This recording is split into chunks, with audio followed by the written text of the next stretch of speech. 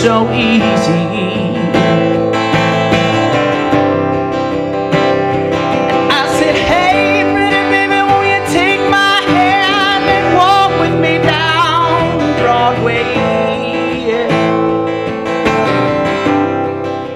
The first thing is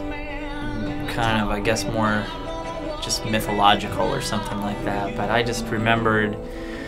like reading about Bob Dylan when he first got to New York, and he sort of said, you know, I just really wanted to play gigs, and I realized very quickly that I'd come to the right place because there were tons of gigs to play and I could just play all the time. And just like in reading about him, it seems like he felt like he really developed, you know, his sort of on stage thing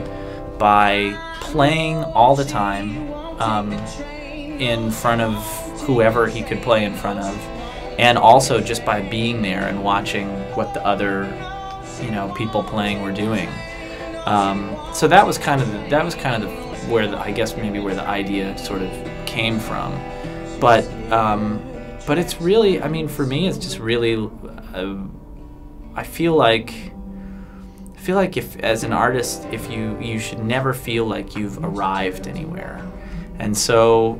you're kind of constantly in a state of becoming, in a way, you know, and a huge part of what I love about playing music is playing gigs, playing, you know, for people, you know,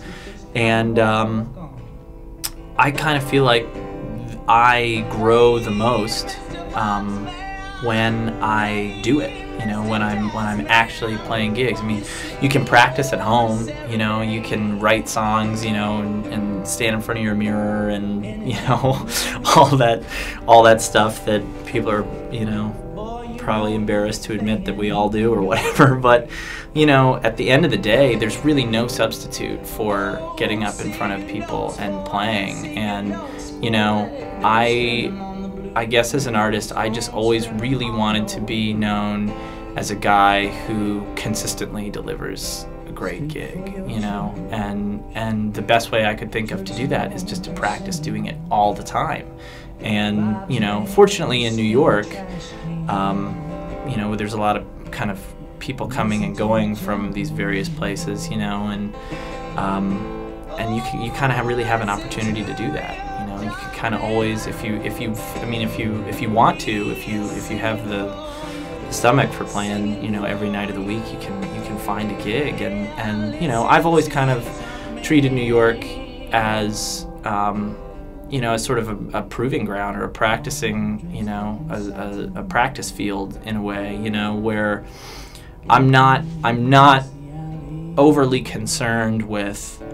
what my draw is in New York on any given night or anything like that, because all I'm trying to do is get better and become a better performer. And you know, when you're starting out in New York, your draw is just only whoever your friends are anyway. And my friends like me. Like, if I play a bad show, they'd probably still be like, oh man, that was cool, like whatever, that's good, you know. I want to get in front of people who don't know me at all, and I want to make somebody in that audience come up to me afterwards and go, man, that was really cool, you know. And, you know, the best way I could think of to do that is just to get out there and just do it all the time. All dressed up in satin, walking past the alley. Watch out for your junk man.